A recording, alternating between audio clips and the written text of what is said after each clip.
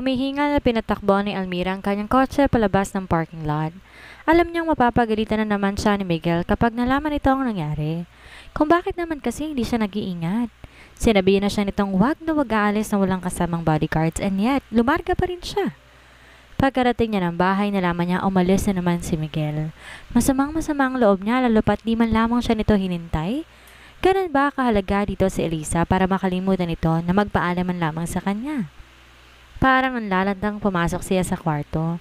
Nawala na siya ng gana magluto. Total naman, di rin naman kakainin ni Paula ang lulutuin niya dahil di naman tumahilig sa beefsteak. Yaya Nida, magpapahinga na po ako.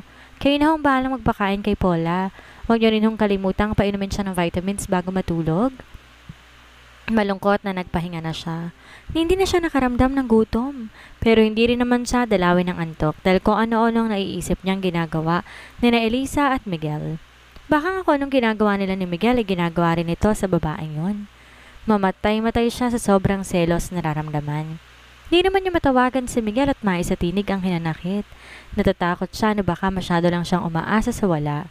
Oo, at pinararamdam ni Miguel na espesyal siya para dito, pero di pa rin naman malinaw sa kanya kung ano ba siyang talaga sa buhay nito.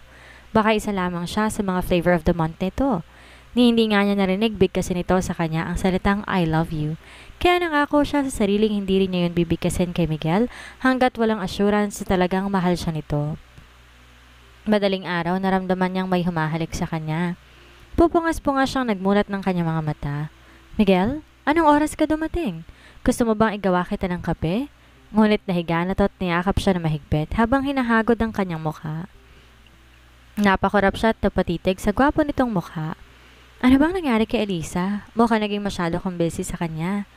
Di niya natago ang selos na nararamdaman sa kanyang boses. Hinalikan siya noon ni Miguel sa parang pagod na ipinikit na nito ang mga mata. Nahulog sa puno ng mangga yung kapatid niya. Sagot nito. Magtatanong pa sana siya ngulit narinig niyang naghihilik na ito. Tinitigan lamang niya ito hanggang sa sumikat ng araw, di na siya nakatulog pang muli. Natutulog pa ito nang bumangon siya. Naisipan niya ang gawan to ng almusal. Simpleng pancake lang naman. Ginawan din niya to ng kape. Dinala niya yon sa kanyang kwarto. Breakfast in bed! Ani ang ginising to sa pamamagitan ng kanyang mga halik. Sumilay ang ngiti sa mga labi ni Miguel. Mas gusto kong ikaw ang almusal ko. Pilyong sabi nito sa kanya. Tinatong nito sa side table ang dala niyang tray ng pagkain, tsaka hinila siya pahiga sa kama. Napahiyaw siya pero gustong gusto rin naman niyang muli siyang romansahin ni Miguel. Kinabukasan, tinawagan siya ni Miguel mula sa opisina nito. Pinaalam itong may party silang dadaluhan mamayang gabi. Darating ang stylist niya para bihisan siya. May binili din tong gown para sa kanya. Excited siya, lalo na sumukat ang gown. Miss Tula siyang Miss Universe candidate. Pati ang stylist na ay gandang-ganda sa kanya. Lalong lumutang ang ganda mo sa royal blue na gown mo. Sabi pa nito habang iniikutan siya. Tiyak na standout ka sa parting pupuntahan ninyo. Charity event daw yun, hindi ba? Actually, wala siyang ideya kung anong charity event yon. Sa dami ng mga functions at parting dinadalahan ni Miguel. Madalas nga'y dumadaan lang sila at umaalis din kaagad. Para lang masabi ng mga kaibigan at ka-business associate nito na pumunta sila. Minsan nga bigla na lang silang magpapangita doon ni Alondra, pero hindi rin to mahilig magpunta sa mga ganong lugar, lalo pat nagdadalang tao na naman ito. Madalas sa phone na lamang sila nagkakausap. Alas 7 ng gabi, sinundo siya ng driver ni Miguel at tinihatid sa pagdarausan ng event. Nandoon na ito at sinalubong siya at sakay pinakilala sa ilang mga kaibigan nito. Nandoon na naman ang matandang business associate nito. Napansin niyang di nito inaalis ang tingin sa kanya, nawaring pinag-aaralan ang bawat kilos niya. Alam mo ba kung saan nakilala ni Miguel ang magandang babaeng kasama niya? Nakangising bulong ni Don Felix sa isang kaibigan na nagngangalang June. Kumunot ang noon ni June. Sa bar. Nagkataon, ako ang may-ari ng bar na pinagtatrabahuhan ng babaeng yan kaya nakilala ko. Sabi ni Don Felix sa lalaki. Biglang nagka-interes si June kay Almira at tumanap ng pagkakataon para makausap to ng sarilinan. Sakto naman nilapitan si Miguel na isang kaibigan nito. Sinamantala yun ni June para malapitan si Almira. Kaya kong tapatan ang serbisyong binibigay mo kay Miguel. Just name your price. Pasimpleng bulong ni June kay Almira. Tinignan niya to na masama. Excuse me? Napangisi si June. Huwag ka nang magmaang-maangan pa. Alam kong napulot ka lang ni Miguel sa isang club. Napahumindig si Almira sa tinularan ng lalaking lumapit sa kanya. Paano nito nalaman ang tungkol sa pinanggalingan niya? Wala naman ibang nakakaalam nun kundi si Miguel. Para pala siyang tanga. Asang-asa siyang may future sila ni Miguel, yun naman pala. Isang laruan lang tingin ito sa kanya dahil kung talagang mahalaga siya para dito, hindi nito hahayaang bastusin siya ng mga kaibigan nito. Hindi nito ipagsasabi sa mga kaibigan nito kung saan siya nanggaling. Ang sama-sama ng loob niya. Lumayo siya sa lalaki at parang maiiyak na tumakbo sa restroom. Pakiramdam niya namimigat ang balikat niya. Ano ba talaga siya para kay Miguel? Sa bagay wala tong pinangako na kahit ano sa kanya. Siya lang tong sobrang nag-assume. Sex buddy, companion, laruan. Marahil yan lang ang papel niya sa buhay ni Miguel at siya, eto't sobrang hulog na ang damdamin niya para dito. Gusto na niyang umuwi dahil hindi niya na kayang humarap pa sa mga taong nandoon. Tinawagan niya sa phone si Miguel. Biglang sumama ang pakiramdam ko. Mauuna na akong umuwi, magta-taxi na lang ako. Paalam niya rito. Hindi na niya to hinintay pang makasagot. Lumabas na siya at pumara ng taxi. Pero nagulat siya nang pagkapasok sa loob ng taxi may isang lalaking pumasok din sa loob noon. Gulat na napalingon siya sa lalaki. Paul? Paglabas ni Miguel para sundan sana si Almira, nakita niya tong sumakay sa taxi kasama ng isang lalaki. Biglang nagdilim ang mukha niya. Tinawagan niya si Rex para utusan tong sundan si Almira at alamin kung sino ba ang lalaking kasama nito. Opo, sir, sabi ni Rex. Kaagad na sumakay sa kanyang motorsiklo para sundan si Almira. Nakita niyang dumiretsong sinasakyan nitong taxi sa isang motel. Kaagad niya yung tinawag sa amo. Sir, pumasok sila sa isang motel dito sa Cubao. Naningkit ang mga mata ni Miguel, parang sasabog ang dibdib habang tinitingnan ang larawang pinadala sa kanya ni Rex. Alamin mo ngayon din kung sinong lalaking kasama niya. Kung paano mo yun gagawin, bahala ka na. Gusto ko malaman kung sino yon ngayon din. Utos niya rito at parang nawala na sa mood na umuwi na siya. Nasasaktan siya sa ginagawang pagtataksil sa kanya ni Almira. Buong akala niya malinaw na para dito kung anong meron sila. Ilang sandali pa tumawag ng muli sa kanya si Rex. Nagpupuyos ang kanyang damdamin at halos hindi siya makahinga na malaman na ang ama ng anak nito ang kasama ni Almira. So may ugnayan pa rin pala ito sa lalaking yon at sumama pa pala ito sa motel na hindi makapaghintay na matapos ang event nila. Talaga nga palang hindi pa rin niya maaaring mapagkatiwalaan si Almira. Pagkarating sa bahay, uminom siya ng uminom. Paul, bitiwan mo ko, sigaw ni Almira kay Paul nang hawakan siya nito. Gusto niyang tumakbo palabas ng kwarto ngunit may hawak itong barel kung kaya wala siyang magawa. Gusto ko lang naman mag-usap tayo, Almira. Ang yaman pala talaga na pinilit mo sa akin. Mahal mo ba siya? Tanong ni Paul kay Almira. Buong maghapon niya itong minamanmanan ay na rin sa taong nagpalaya sa kanya. Hindi malinaw sa kanya anong pakay nito. Sinusunod lamang niya ang utos. Ang sabi lang naman sa kanya ay tatakutin niya ang dalaga. At ngayon nakita niya muli ito, pakiramdam niya na i-inlove na naman siya dito. Hindi pa rin naman kasi kumukupas ang kagandahan ni Almira kahit na nangapanak na ito. Hindi gaya ng kinakasama niya ngayong si Nelia na mas lalo ng lalo siya ngayon. Kung hindi nga lang kailangan niya ito at sa mga anak nila, baka matagal niya na tong iniwan. Pero si Almira talagang nakakapaglaway.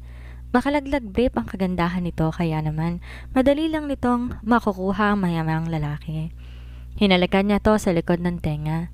Dati gustong gusto ni Almira ang gayon, ngunit ngayon nagpumiglas ito at tinulak siya. Utang na loob, Paul. Kung ayaw mong bumalik ka sa kulungan, hayaan mo na ako makauwi. Pakiusap ni Almira dito. Kahit paano may pinagsamahan sila kahit alam niya, di naman siya nito gagawa na masama. Tiyak niya may taong nasa likod ni Paul. Kung sino man nag-uutos dito para guluhin siya, yun ang kailangan niyang malaman. Alam kong hindi ka kasing sama na ipinapalagay mo sa sarili mo, Paul. Kaya please, wag mong tuluyang sirain ang pagkakakilala ko sa'yo. Hayaan mo na ako sa bago kong buhay. Total alam ko naman may pamilya ka na rin. Sana'y gawin mong inspirasyon ng mga anak mo para makapagbagong buhay. Ang lakas ng loob mong magsabi ng pagbabagong buhay habang ikaw haya't nagpapakasasa sa mayaman para sa mga luho mo. Sigaw ni Paul sa kanya. Maniwala ka man o hindi, mahal ko si Miguel. Umiiyak na sabi niya rito. Alam kong iniisip mong pera lang habol ko sa kanya pero mahal ko talaga siya. May pera man siya o wala. Kaya kung sino ba nag-utos sa'yo para guluhin ako, mag-isip ka. Tama ng ganitong mga kalokohan, Paul. Hindi na tayo bumabata. Natigilan si Paul na makitang umiiyak si Almira. Di niya alam ba't para siyang nasasaktan. Talagang malalim ang iniwan nitong damdamin sa kanya. Napaupo siya sa gilid ng kama. Litong-litong isipan niya ng mga sandaling iyon. Hindi niya kayang tikisin si Almira. Mas lalong hindi niya to kayang pasakitan. Actually, willing siyang palayain to. Basta matiyak lamang niya na masaya ito sa piling ng lalaking yon. Ganon din ang kanyang anak. After all, hindi niya maibibigay dito ang kaginhawaang kayang ibigay ng lalaking yon. Pwede bang sa huling pagkakataon, makayakap kita? Pakiusap ni Paul dito at pakiramdam ni Almira, sincere naman to kaya't niyakap niya ito. Narinig niyang humahagulhol to habang niyakap siya na mahigpit. I'm sorry Almira kung di ko man ibigay sa'yo ang buhay na ipinangako ko. Mahal na mahal kita pero palalayain na kita. Basta't mangako ka lang na hindi mo pababayaan ang anak natin. At kapag sinaktan ka ng lalaking yon, sabihin mo lang sa akin. Hindi ko siya iurungan kahit gaano pa siya kayaman. Napaluha si Almira at alam niyang di naman ganon kasama si Paul. Marahil dala lang ng pangangailangan kaya ito nagkakaganito. Pinagdarasal niyang maging maayos na ang buhay nito. Sino nag-utos sa'yong guluhin ako? Si Don Dom Stevenson. Siya nagpalaya sa akin sa kulungan. Mag-iingat ka sa kanya? Babala ni Paul. Kinuha siya nito ng taxi pagkatapos mag-usap. Nagulat pa siya sa mga revelasyon nito. Hindi siya makapaniwalang hahantong sa ganito ang galit ng ama ni Miguel sa kanya. Madaling araw na makarating siya sa kondo ni Miguel. Umiinom si Miguel ng datnan niya. Ramdam niya ang matabang na pakikitungo nito sa kanya. Hindi pa ba sapat ang sex na binibigay ko sa'yo? Kaya nakipagkita ka pa sa lalaki mo, ha? Nanguuyam na tanong ito sa kanya. Hindi ko alam ang sinasabi mo. Wala siyang balak sabihin dito ang ginagawa ng ama nito sa kanya dahil mas gusto niyang lutasin ang problema mag-isa. Ayaw niyang lumaki ang sigalot sa pagitan ng mag-ama dahil lang sa kanya. Hindi ka na nakapaghintayin matapos ang event, ha? Tumayo si Miguel, hinawakan siya sa braso. Kating-kati ka na ba sa lalaking yon? Kaya nagmamadali mo akong iniwan? Napahumintig siya. Pumiglas at sinampal to ng ubod ng lakas. Nanginginig siya sa galit sa mga sinabi nito. Ang buong akala niya mahal siya nito. Nagkamali pala siya. Ilusyon lamang niyang lahat na inakala niyang pagmamahal na ipinapakita nito sa kanya. Sex object. Yun lamang ang turing nito sa kanya. No more, no less. Kaya maski sa kaibigan nito, hindi ito nangiming ipagkalat kung saan siya nito napulot. Oo, kating-kati na ako makasex ang lalaking yon. Bakit? May kontrato ba tayo na bawal ako makipagsiping sa iba, ha? Kaya sabihin mo sa mga kaibigan mo, available ako para sa kanila kung gusto rin nila if the price is right. Tumutulo ang luhang sabi niya rito. Ngayon, masaya ka na, ha? At next time, huwag mo kong pagbihisin ng magarang damit at mamahaling alahas tulad nito.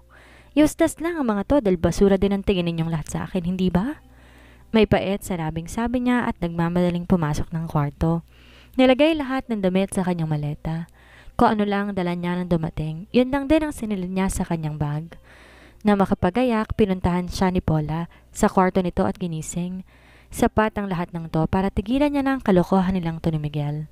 Wala na siyang pakialam sa kasunduan nila. Total wala rin siyang reputasyong dapat pag-ingatan pa. Tatapusin niya na to para sa katahimikan ng lahat. Siguro naman titigilan na siya ng ama nito pag nilayuan niya na si Miguel. Pupungas-pungas si Paula nang gisingin niya. Mommy, saan tayo pupunta? Aalis na tayo dito, anak. Umiiyak na sabi niya sa bata. Inakay niya to palabas ng silid. Inabutan niyang umiinom pa rin si Miguel. Nag-angat to ng mukha na makitang bit-bit niyang isang maleta. Ngunit wala siyang narinig na kahit ano mula dito kahit parang lumabas siya ng unit nito. May pait sa mga labing napangiti siya. Masakit na masakit ang kalooban niya sa gagawing paglayo, ngunit sapat na ang mga nangyari para ma-realize niyang wala talaga silang future ni Miguel. Kailanman di niya ipipilit ang kanyang sarili sa taong mababa ang tingin sa kanya. Magsama ito ng ama nito. Nagsisikip ang kalooban ni Miguel habang tahimik na nakamasid lang sa pag-alis ni Almira. Gusto niya tong pigilan pero tinatalo siya ng galit. Baka kailangan na nga niya tong palayain dahil hindi naman to totoong masaya sa kanya. At marahil babalikan nito ang Paul na yun. Parang dinudurog ang dibdib niya ng mga sandaling iyon. Di niya na napigilan ng sarili. Sumigaw siya ng ubod ng lakas. Napalabas ang katulong sa lakas ng sigaw niya. Sir, go away. Stay out of my sight. Bulyaw niya rito. Takot na bumalik ang maid sa servant's quarter. Unti-unti nararamdaman niyang pumapatak ang kanyang mga luha. Ngayon lamang siya nasakta ng sobra, ni hindi niya akalaing mamahalin niya ng ganito katindi si Almira. Tinabig niyang baso at ang alak na nasa mesa. Gusto niyang magwala para maibsan man lang ang galit at sakit na nararamdaman ng mga oras na yun. Shit! Bulyaw ni Almira na makita ang flat ang gulong ng kanyang sasakyan. Lalo siyang napaiyak. Ni walang malinaw kung saan sila pupunta. Okay lang sana kung wala siyang kasamang anak, kaso nandito si Paula. Ayaw niyang labis itong mag-alala. Huminga siya na malalim. Anak, magta-taxi na lang tayo. Babalikan ko na lang tong sasakyan ko bukas. Naiinis siyang pinagtitinginan sila ng mga staff ng building. Alam kasi ng mga taong to doon sila nakatira kay Miguel at very special ang trato ng mga to sa kanya kung kaya pinagtatakan marahil na may bitbit siyang malaking maleta habang umiiyak. Pinigilan niyang mapahagulhol. Giniya si Paula sa may convenience store para doon lang sila mag-abang ng taxi.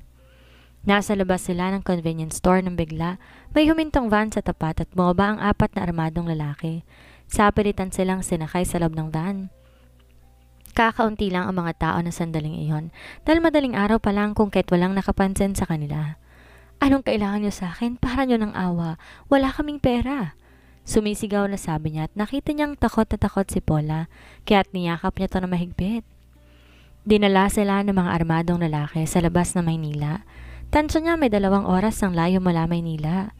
Huminto ang sinasaka nila sa isang malaking warehouse at doon pinababa silang mag-ina.